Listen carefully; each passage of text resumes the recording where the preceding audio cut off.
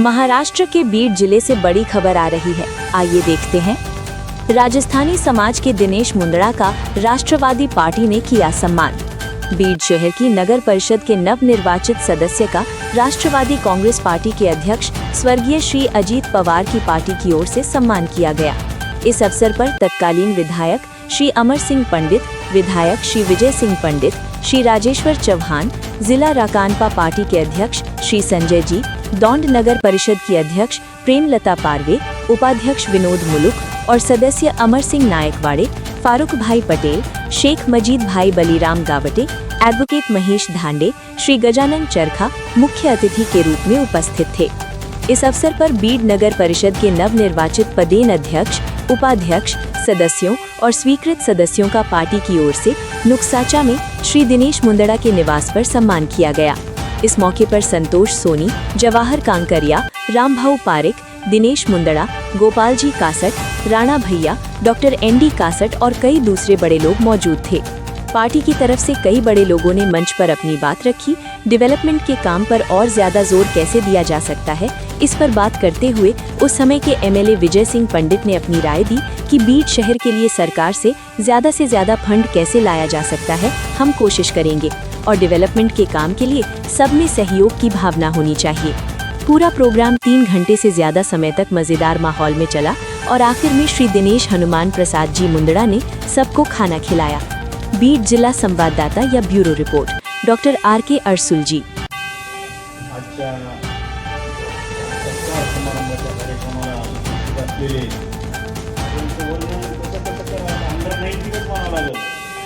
Under 19 team मिळून विजय मिळवला, दैदिप्यमान विजय मिळवला, तर हे सगळं करीत असताना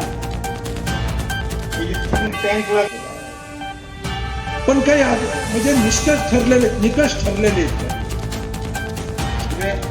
कुणाची ही भेळच केली ना, कुणी लाह्या आणल्या, शेंगदाणे आणले, कुणी तिखट आणलं, मीठ आणले आणि चांगली भेळ बनवली। ही भेळ बनवण्यासाठी त्याला खिशात हात घालावा लागतंय।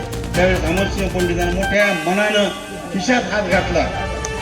जिल्ह्यामध्ये असं म्हणतो की पंडित खिशात हात घालीत नाही, ही चूक आहे मित्र। पंडित योग्य वेळी खिशात हात घालतात आणि परिवर्तन करतात। म्हणून या जिल्ह्यामध्ये इथून पुढं राजस्थानी समाजाला माझी विनंती आहे मित्र, आता आळोप जास्त झालाय, अंदाज भ्रष्टाचार झालाय, गुन्हेगारी वाढली, तुमच्यावरच आता आमची आशा।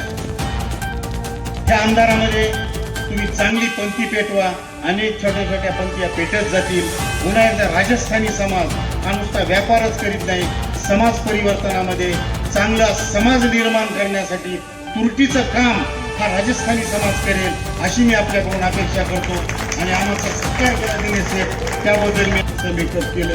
तेवढं म्हणण्यात नवरा नवरीच विसरून जाते, तसं आमचा नवरदेव म्हणजे नगराध्यक्ष आमच्या भगिनी यांचं नाव घ्यायचं विसरलं।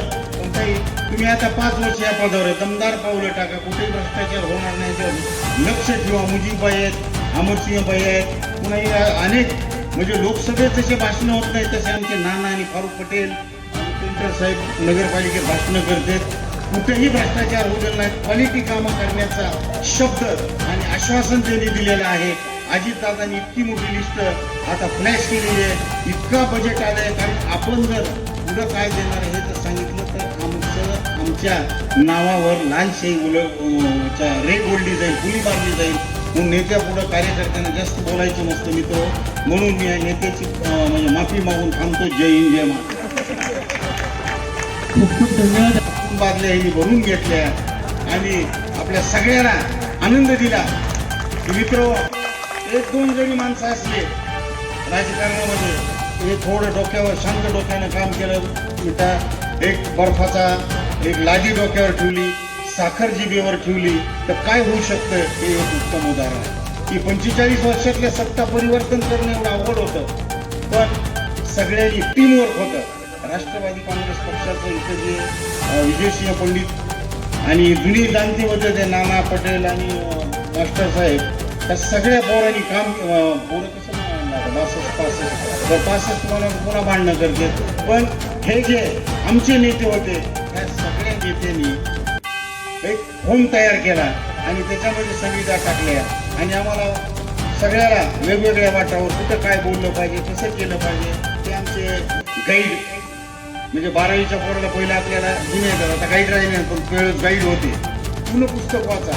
आम्ही रानात गेलं गाईड घेऊन जायचं, तर गुरुजी आणि पालक काय म्हणते, अरे गाईड वाचू नका, त्याच्यामुळे काय ज्ञान वाढत नाही, पण यश मिळेल. मग आम्हाला काय केलं, आम्ही गाईड केलं. आता दिवस तर कमी होते ना, अमरसिंह पंडित नावाचं गाईड मिळालं आणि त्यांनी आम्हाला गायडन्स केलं. पण नुसतं गायडन्स नाही, मग गायडन्स करीत असताना होत नाही तून जायचं की का राष्ट्रवादी काँग्रेसला आपण मत देणं गरजेचं आहे.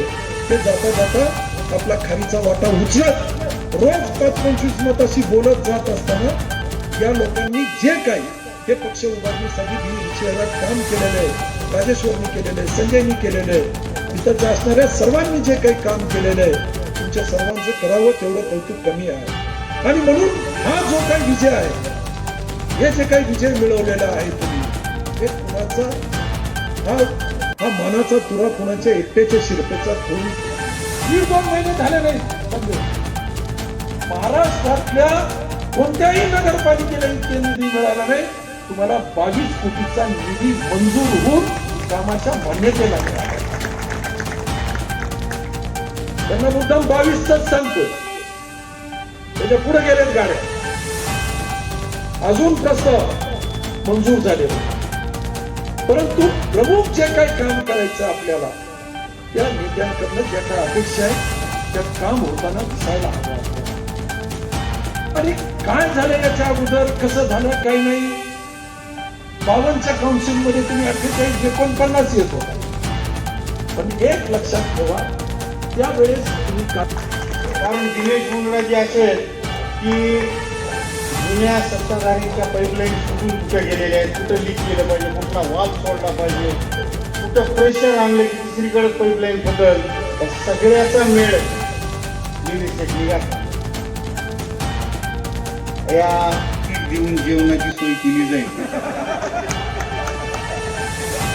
लाखोचा जनसमुदाय मुंबईला आला ना शिवाजी पार्कवर, आणि मग ह्या नेत्यांनी भाषणाचे टोले लगावले आणि सत्ता परिवर्तन झाली.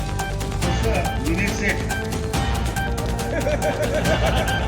शेठ गाणं म्हणाले होते, बारीक आवाजात म्हणाले. भानगड झाली, आता ही निवडणूक आली, फॉर्म भरले, आवाज तर बारीक यायला दिनेश शेठचा. काय झालं, मग मिठाच्या पाण्याच्या गोळण्या कराव्या लागतील का, त्याच्यात थोडी हळद टाकावी लागेल, काय करावं लागेल. मग आम्ही असं ठरवलं की माननीय उपमुख्यमंत्री आमच्या नेते अजितदादांचा दौरा होता. मग अजितदादा इथं आले आणि दिनेश मुंदडाजी कोण. मग दिनेश मुंदडाजींची मी सगळी हिस्ट्री सांगितली. मी म्हणलं, जर आपल्याला एखादं घोडं घ्यायचं असेल तर नुसतं घोडं घेतलं जात नाही, ऍक्टिव्ह जमत नाही, त्याचं पूर्वज बघितले जातात. आणि राजस्थानी बाजारात जे काटवटी घोडे येते त्याची किंमत 20 लाख 25 लाख कोटीपर्यंत जाते. तसा हा घोडा